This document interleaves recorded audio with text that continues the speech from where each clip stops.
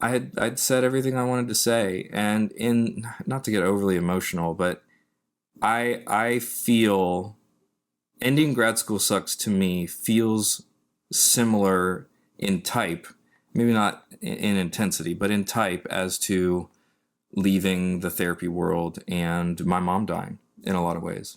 Hey, folks, and welcome to the Grad School Sucks podcast. This is the show for grad students and PhDs who want to take their career from academia over to industry. I'm your host, Dr. Matt Carlson, and today is the final interview.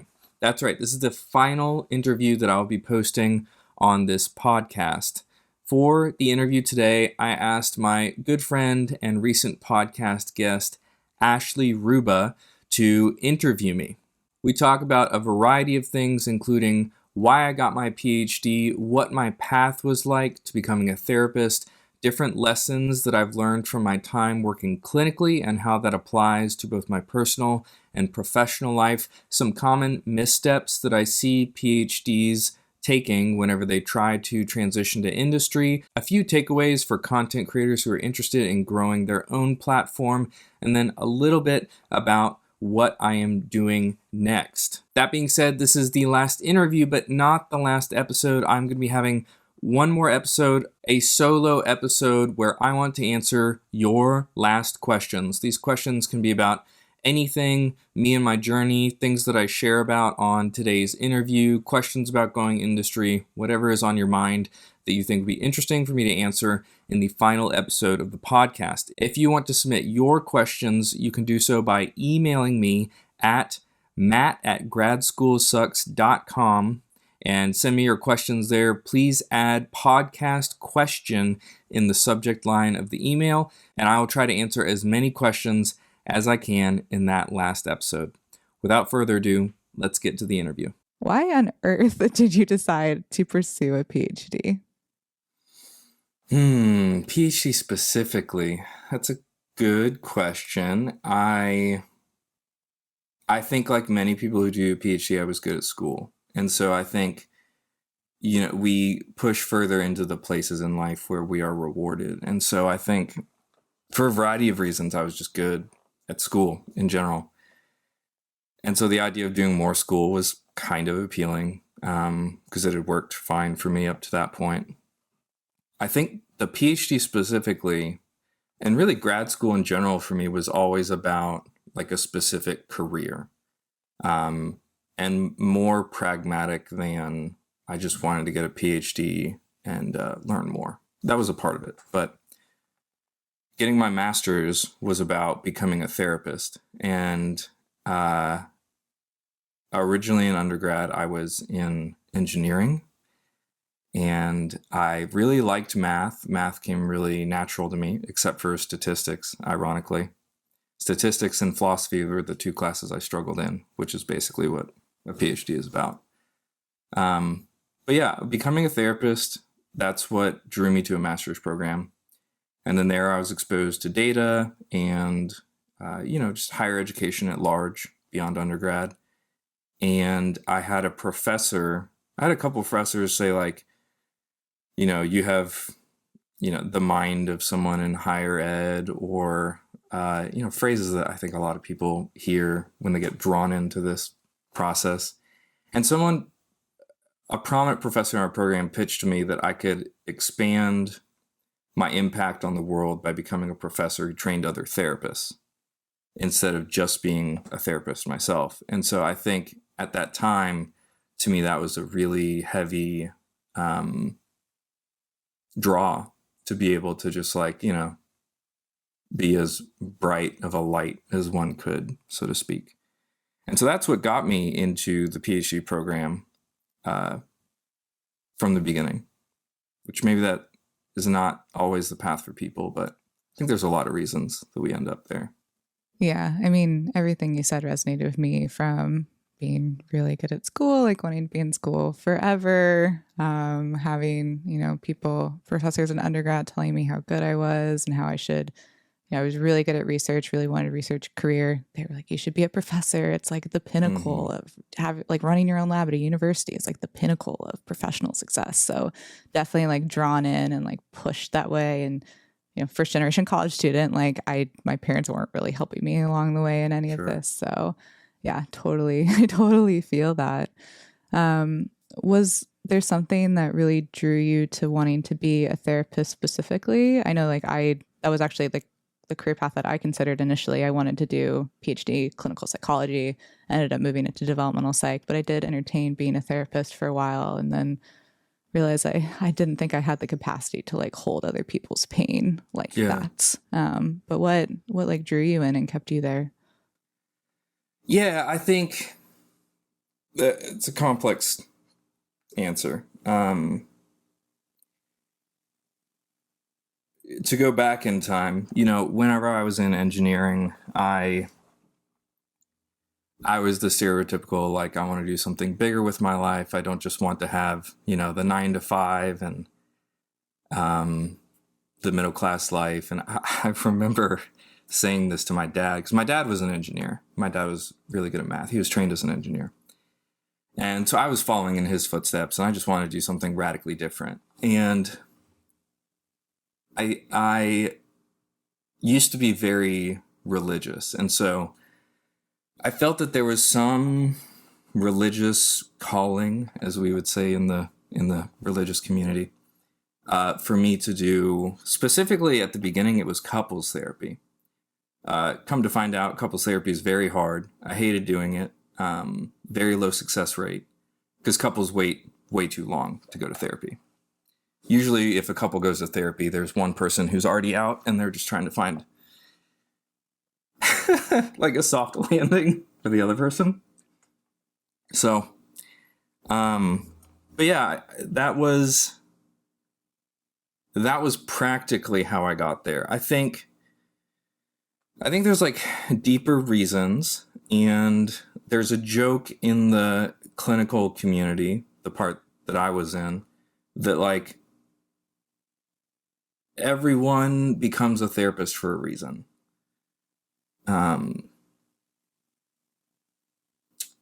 Yeah.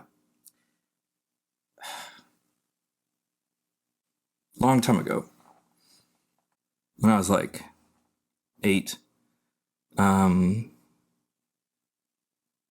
I was always really perceptive of other people. And at some point, I started noticing that my mom did not smile like other people. And I remember that really strikingly at an early age. And I remember logging that in the back of my head because I interacted with other kids and their moms. Duh, as a kid, I was around a lot of other kids.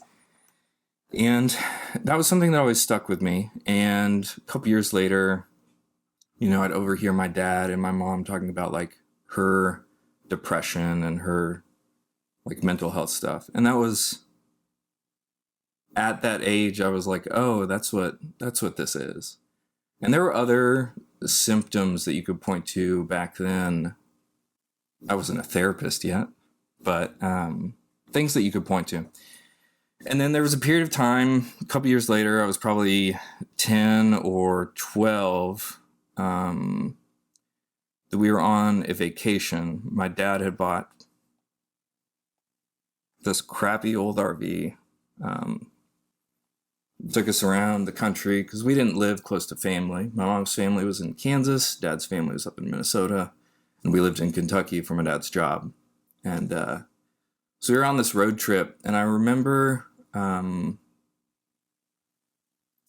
don't remember how it started, but I remember my mom just getting more bizarre throughout that road trip, saying just like off the wall things that, as a 10-year-old who paid a lot of attention to adults and probably spent more time talking to adults than kids, I was like, oh, something's up here. And then, she started to like make scenes with family and in public spaces. And that was kind of like the beginning of me being a therapist in a lot of ways, a helper. come to find out, I didn't put it together years later, but my mom had schizophrenia. That vacation was her first psychotic break.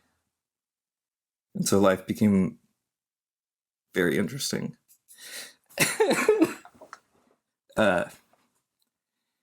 Very interesting after that. And yeah.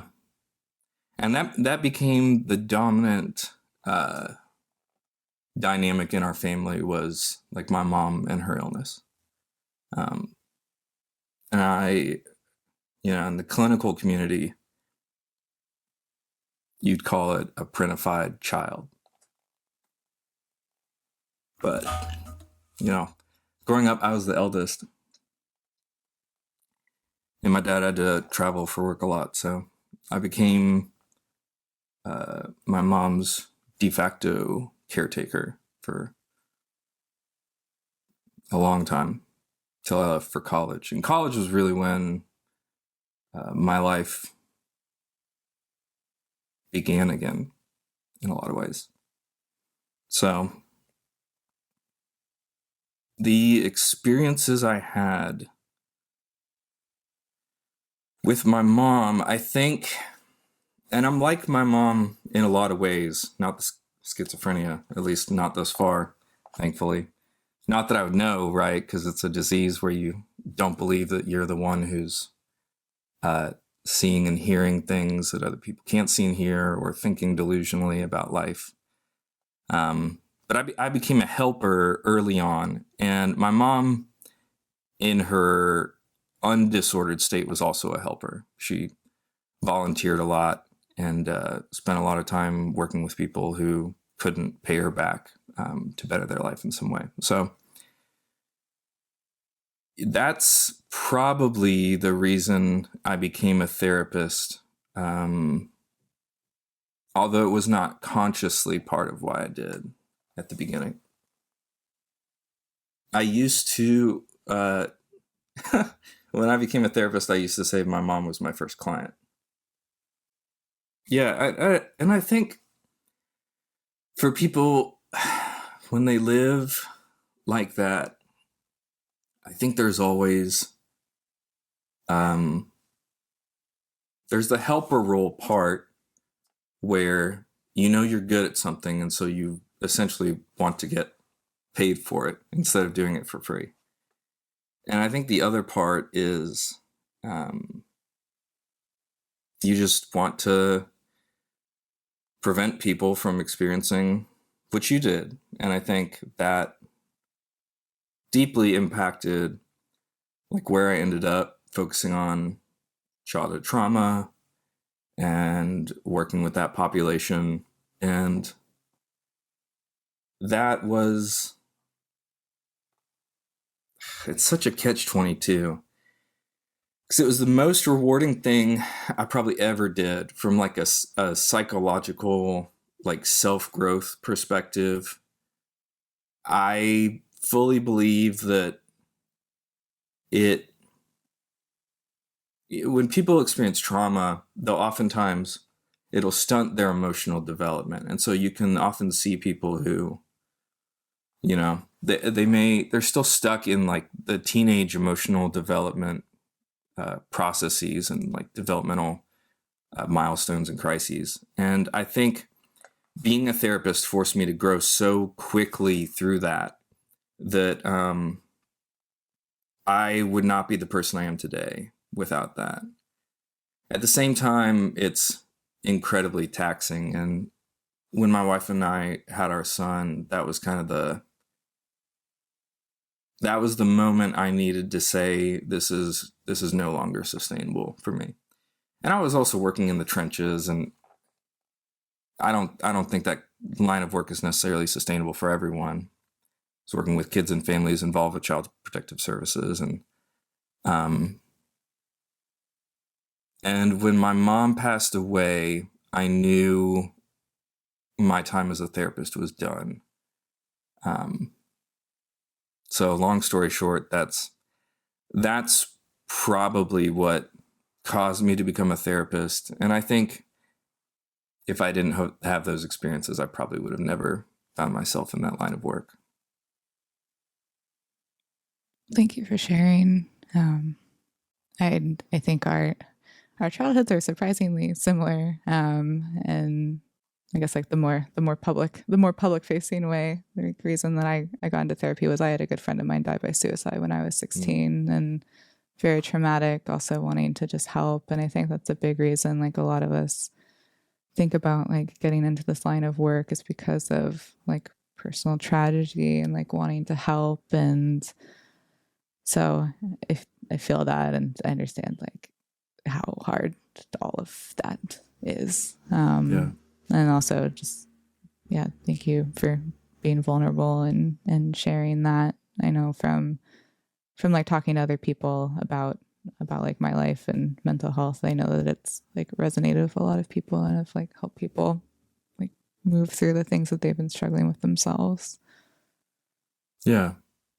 Yeah. And I think for me, it my mom's story and its impact on me underscores, and many other people don't live this way, but I see the personal and the professional as so deeply intertwined. And yeah, I don't know where I was going with that. I was listening to a podcast a couple weeks ago where I think it was an actor. It was an actor or someone like that, larger, well known, has made a big impact in whatever their field was. I think it was acting. But they were talking about how they had some traumatic experiences with one of their parents. And I don't remember exactly the context of it, but they talked about how they don't believe they would have gotten this far. That's where I was going before. Because like, I think when you're in a state like that, in a context, whether it's in a family context or somewhere else, you get this like hole in your heart. And obviously as a clinician, that means nothing clinically, but you just get this like this void that you just try to fill. And I've tried to help it or fill it with helping people. And like I said before, I think there was benefits to that I wouldn't have gotten otherwise. And I would not roll back the clock to not do that work, even though I think it left some scars in some ways. But I think at the same time, I think you see many people who are very driven and do achieve success, and they achieve it from a place of hurt. And this actor was talking about how they don't think they would have achieved everything they did if they didn't have that upbringing.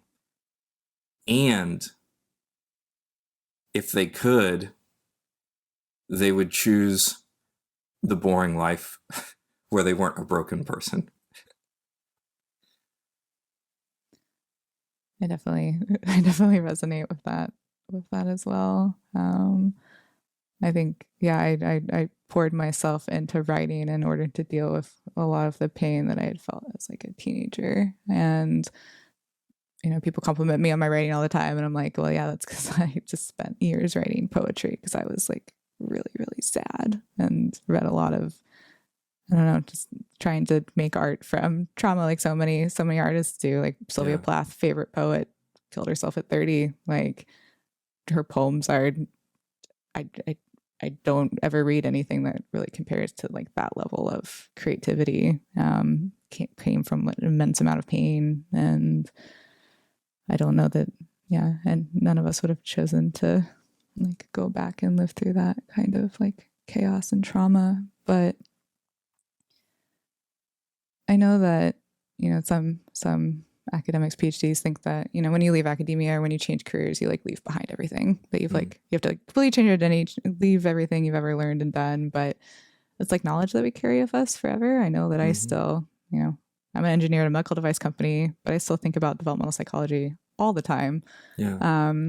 And I mean, so my question is, what are things about therapy like that you still kind of bring out in your everyday life that you like are going back to when you're do you like put on your like therapy brain, therapy hat when you're like talking with folks?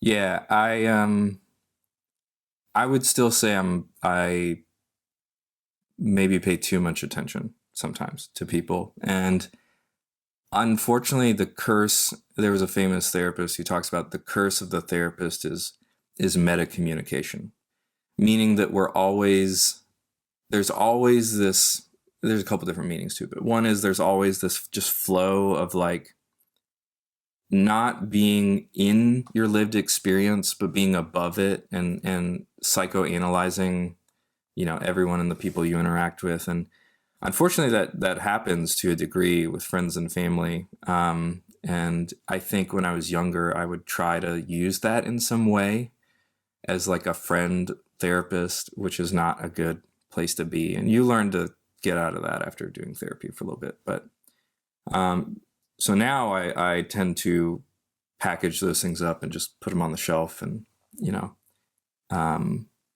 let people and let myself live our lives. But I think one of the main things that I took away from that time and still use today is the emphasis on the practical. And to bring this back to, grad students and professionalism, I think many PhDs and many grad students, when they think about what they're going to do with their lives and how they're going to transition to an industry, they put a lot of emphasis on the philosophical. And I think there's an importance to that. And I think our context has trained us to be like that. And I think there's nothing wrong with trying to make your life fit into some kind of philosophical framework that you have or values that you have. At the same time, philosophy doesn't feed your family. It doesn't pay your mortgage if you have a mortgage. And I think especially when I worked with so many of these, poor families who, the parents grew up in trauma and now the children are growing up in somewhat of a context of trauma, sometimes less, sometimes more. I would often hear from non-clinical people as to like, well, this is how things should be, and this is how people should work with them, and this is like what you should help them to achieve. And I think many of those things are well and good, but I think there's a fighter who said something like, everybody has a plan until you get punched in the face. And I think unless you get in the dirt with people, it's very hard to understand how change occurs and how making decisions from a armchair as a philosopher is just like so devoid of any real meaning for people who are living their lives. And how do I make that relate to being a data analyst? I don't know exactly, but I think choosing to value the practical, at least in the same position as the philosophical, I think that's something that I continue to take with me as someone who was formerly a therapist. Yeah, I mean, what you described right now is essentially like the core of user experience research. Like you have all these companies, I worked at Meta for a while, building new tech, AR glasses, without actually talking to people and being like, do you want this? Like, what would you use this for? And instead, it's very much like, well, if we build this thing, then people will buy it. And that's very like antithetical to UX research of actually like talking to people and figuring out like what do people want and need, and then building a product or service around those actual needs. Right. So you can sit there and, I work with product managers all the time who are like, yeah, we'll build this thing. And then it gets built and then we test it with people and people are like, this sucks. Like I would never use this. But, I very much like fell into UX research when people are like, why did you pick this career? And I'm like, I didn't really pick it. It was just like the first job I got. Is that a similar story for how you ended up in data analytics, or was that more a deliberate choice? Sorry, what was the question? No worries. The question was, how did you end up in data analytics? For me, like UX research was, it was the first job offer I got. Like I had applied to a variety of things and it wasn't really a choice. Like was data analytics more of a choice for you? Or did you fall into it? Ooh, that's a good question. I think it was a choice for me. And I think to go back to the practical, I had So the timeline for me was I graduated with my PhD. My son was born during my dissertation phase, and I knew then I didn't want to be a therapist anymore. And I also had a pretty good idea that being a professor wasn't going to work out because of the long hours. And my dad was often gone when I was young, and I didn't want my son to, you know, live a life where his dad was only there half the time. And I my mom passed away, and when she passed away, I decided it was time to move home because I didn't love my job was a good job in academia, but I didn't love the work anymore.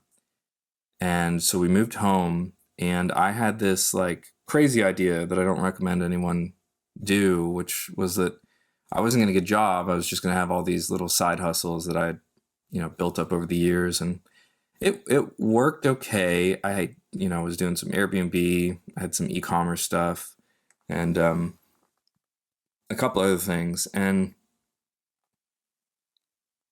it worked for a time. And I think to go back to that, like growing up, I think there were a lot of experiences that I didn't have as a teenager in terms of exploring and trying things because of the context of my mom. And that had been pent up for a while. And so my wife and I made the decision that I would just go full time into these things.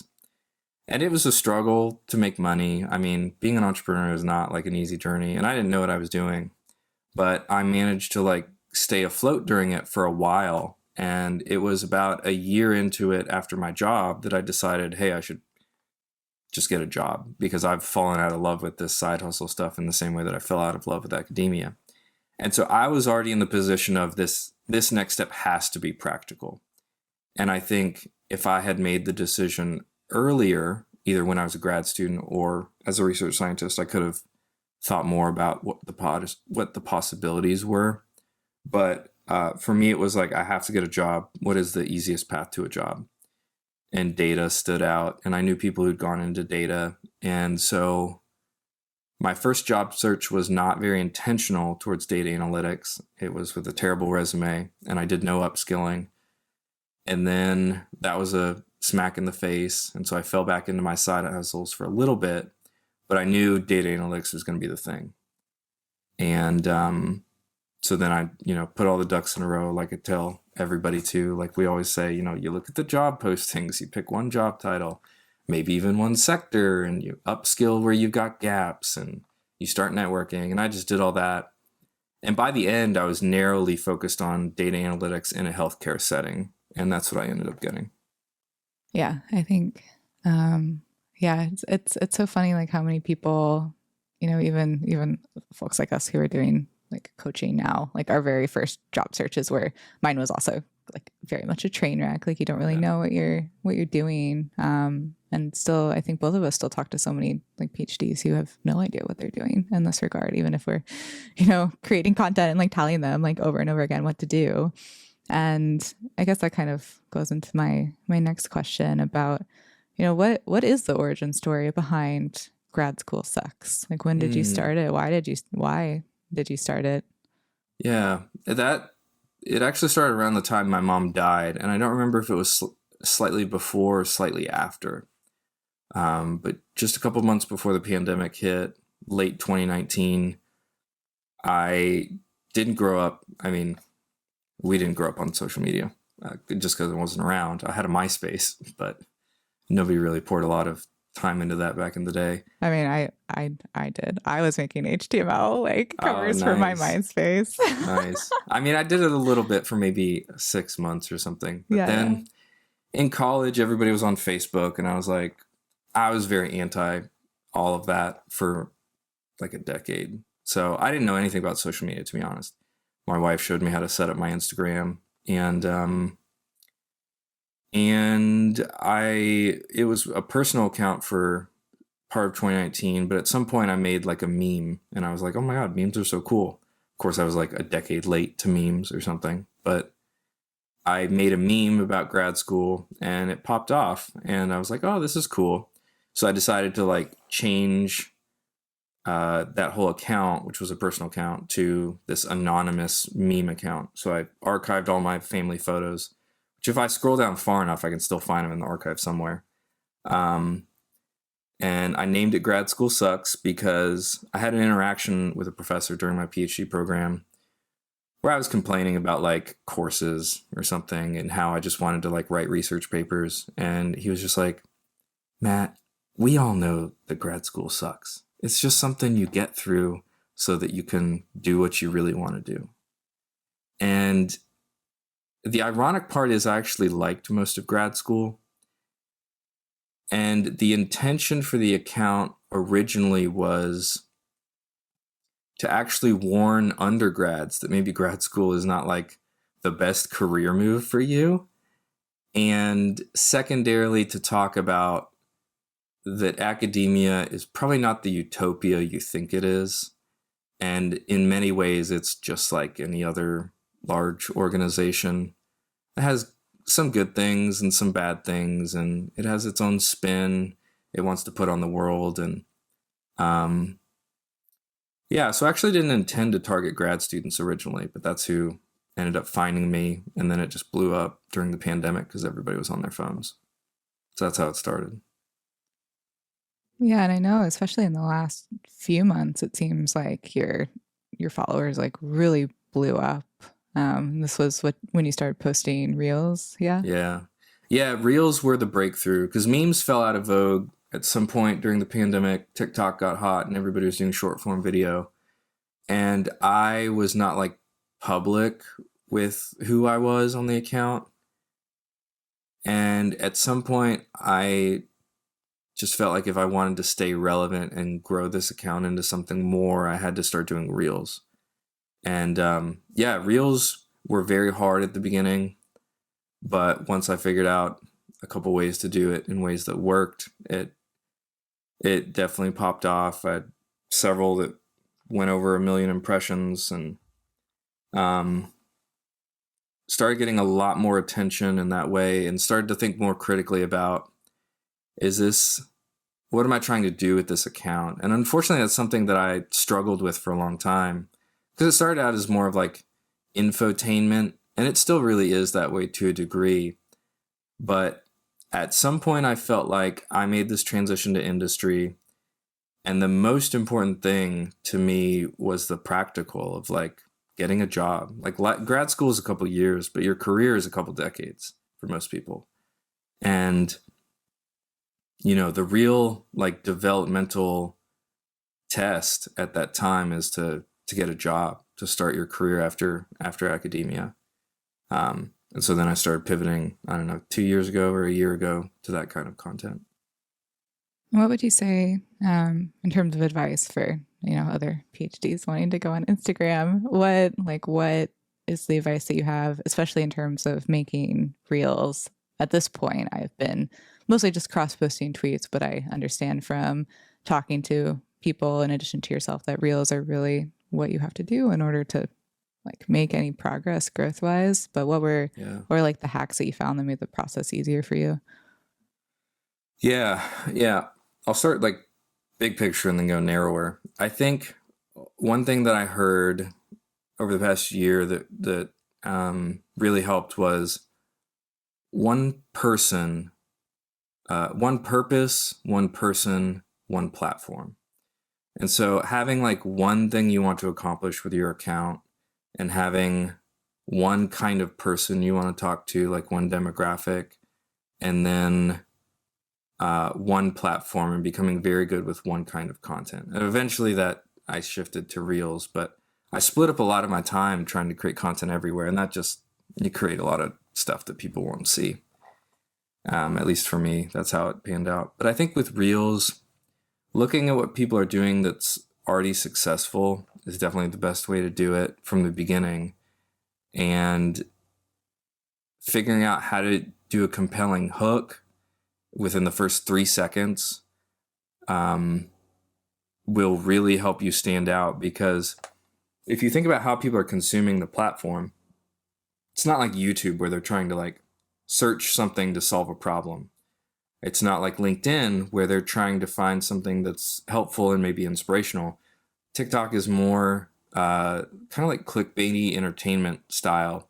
And so understanding how to, what was the phrase? Create a chocolate covered carrot where you get them at the beginning with a good hook, and you leave them at the end with value that they can actually like think about and appreciate and take away.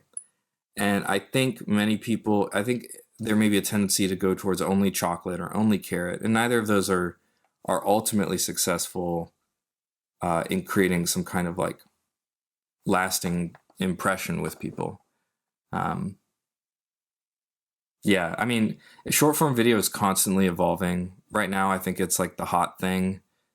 I don't necessarily think I would recommend Instagram over other platforms necessarily, but I think it's certainly here to stay.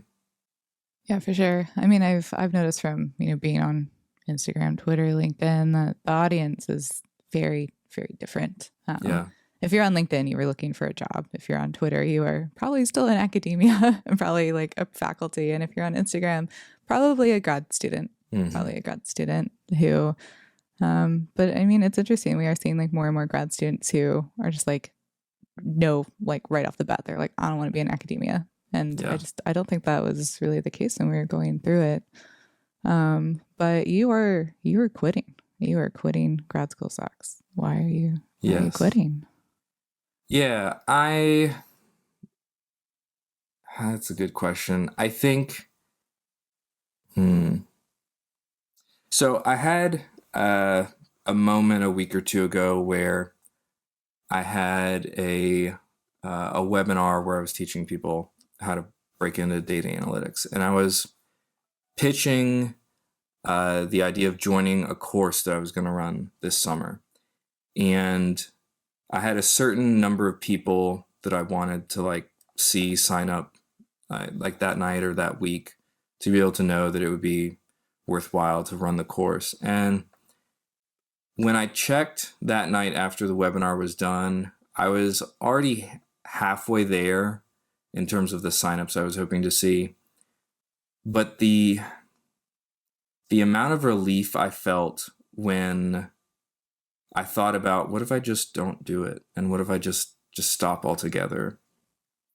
I think that feeling of relief was the real tipping point. And I think, to go back to my mom and my journey as a therapist, I think many people, even people who don't experience something like that, if we go into grad school, we like to create things, we like to work, and I think it's very easy to put your head down and just grind until you either reach an objective goal that you had or you just pass out from exhaustion. And I think I just didn't realize how tired I was until that time. And honestly, the closer that webinar was drawing, the more nervous I was getting, because I was thinking about what if the course this summer does fill? And I think that was all the like subconscious evidence I needed to know that, I did what I wanted to do. Monetization did not pan out like I hoped to, but monetization was not the goal from the beginning. And I'd said everything I wanted to say. And not to get overly emotional, but I feel ending grad school sucks to me feels similar in type, maybe not in intensity, but in type as to leaving the therapy world and my mom dying in a lot of ways, because it was a journey, a marathon. I tried to create as much good as I could, and the idea of moving on just became the only thing I could think about. I completely resonate with that. And I've also thought about quitting multiple times, sometimes daily in the past few months. And I've also thought about this parallel between like leaving academia and I'm like, am I doing this thing for other people, or am I doing this thing because I want to do it? And it's really hard to like listen to your body and let's like think about like, what do I want? Like, it doesn't matter how many people I'm helping. And it's really hard because, yeah, like you said, you either like do it or you like burn out in the process. And yeah, I totally resonate with that. And I don't know, maybe the writing's on the wall for me too at some point this Yeah. year, but it's really hard to stay in this space. I know that I know you've said everything that you need to say, but we have had a couple of conversations where you would say something to me and follow up, but I would never say this to my followers. Is there anything that you would like to say to your followers that you would never say to your Oh, followers? dang. Putting me on the spot. Huh. I mean, I think the things that people might not expect me to say are like, I enjoyed grad school, right? So I call it grad school sucks, but I actually enjoyed the majority of grad school. I think I perceive that there's a lot of like ideological, I don't want to say whining because that's kind of pejorative, but there's a lot of ideating about like the process of having to go industry is unfair. And for many people, there's not like a perfect path to industry carved out like there is for some STEM fields. And I think the sooner you can get over that hill of my life is unfair and into what is the practical next step, no one looks back on their life wishing they spent more time complaining. And I think as hard as old manish as it sounds, like just getting into that, like, what is the practical next step? Like, what is the next thing you can do? Is it paying for LinkedIn Premium? Then, find a way to pay for LinkedIn Premium. Is it, reaching out to people for coffee chats? Then start doing that. The sooner you can just move out of a place of focusing on the ideological unfairness of the position that we're in, which frankly is, I think, largely justified in many ways, but and getting into what's practical is so helpful. And I spent a lot of my time in my 20s not fixated, but thinking about how my life would be better if my mom didn't have schizophrenia. And I think, I'm now like a lifelong therapy client. I don't think I'll ever not be in some kind of therapy setting as a client. I came face to face with so many people who had real hard lives, and I met people whose parents had schizophrenia, and they grew up in abject poverty, and their other parent wasn't around, and there's a lot of hardship in the world. And I think obviously not ignoring the hardship we experience, but embracing it for what it is, and then finding the practical next step that will better your life and help you move forward. Like that's how you change the unfairness in your life. And I know that's like a very self-agency way of saying things. And I know obviously people have differing levels of agency in their lives. But I struggle with the, I don't want to say victim mentality because I don't want to get associated with people who abuse that language, but I struggle with folks who get stuck in ideating about unfairness, because God, I've worked with some kids who couldn't even dream of going to grad school. And even though we are not monetarily privileged in many ways as grad students, we are living like a top 2% life in a lot of ways. Totally. Yeah, definitely agree with that. It's the sooner you realize that you have a lot of control over your life, the sooner you can start making decisions that allow you to actually move on. What does the future hold for Matthew Carlson, PhD? Ooh.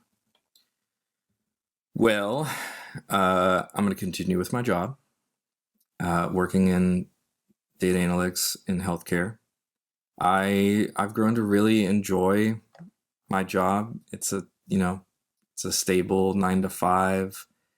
And so I want to go deeper into data analytics, but also data science as a whole.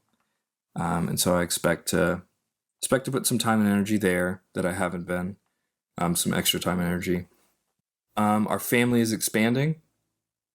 So by the time this comes out, we will probably have had our second child.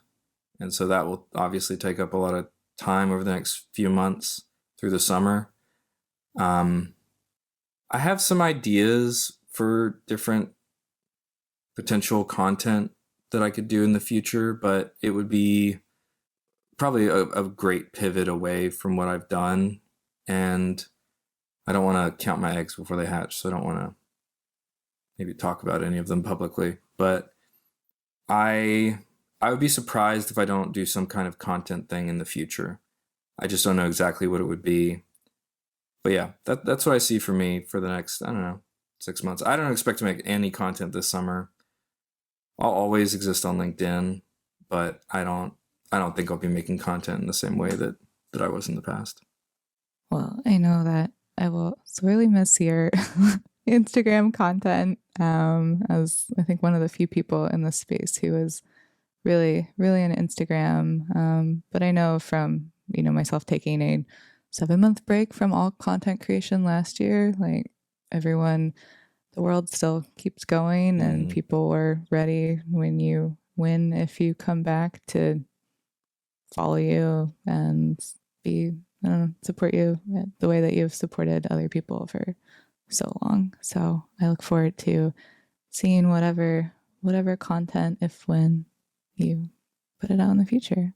And hopefully we'll talk at some point about breaking into data analytics specifically, because I know that is a path that I have tried to nudge people towards more and more every time they're like, I can program in R. I'm like, have you thought about data analytics? There's lots of jobs. Yeah. So yeah, but thank you so much for inviting me to interview on your podcast. This, again, just such a feels like such a big honor. And yeah, I wish you all the best with babies and data science and all of that in the future. Well, thank you, Ashley. This has been great. Yeah. Well, it's always lovely to chat. It is. I appreciate you, Ashley. I really do. I appreciate you too. And I look forward to baby pictures. My birthday is May 18th, so May babies are the best babies. A little biased, but maybe we'll have the same birthday. Who knows? Today is my birthday. Is your birthday today? Yeah. What? Yeah. Wow. How old are you now? God. 35. Wow. I'll be 33. So, nice. I think we're getting old. We are. Time does not stop. Happy birthday. Thank you, yeah. Well, it's been great. I'm not sure how to end, but thank you again. Thank you. Cool. All right, folks, that is it. That is my story, or at least as much as I could fit into about an hour chatting with Ashley. If you have any questions you want me to answer in the next episode, which will be the final episode of the podcast, please submit them to me by email at matt@gradschoolsucks.com. Be sure to add podcast question in the subject line of the email, and I'll answer as many questions as I can for the final episode next week. See you all there. Can I tell you one funny story to end things? Oh, of course. And if this doesn't land, I'll come out. So there's, back when I was 16, when I got my driver's license, my life just totally changed, because I could leave the house and, leave the chaos of my mom and her illness. And I was at a buddy's house, and we were, I don't know, tearing up his farm or playing on Xbox or something. And so my mom came to pick me up. And whenever, as soon as I got my driver's license, I was like, I'm the one driving. So I was in the driver's seat driving home, and we passed a truck stop that was in between my buddy's house and my house. And my mom said, well, I want to stop at this gas station. And my mom multiple times there had been issues where my mom would find a way to get us to stop driving, and then she would also find a way to basically escape. And we'd lost her for hours before, and sometimes she'd get picked up by the police because she was causing scenes in public, talking about stuff that nobody else could see.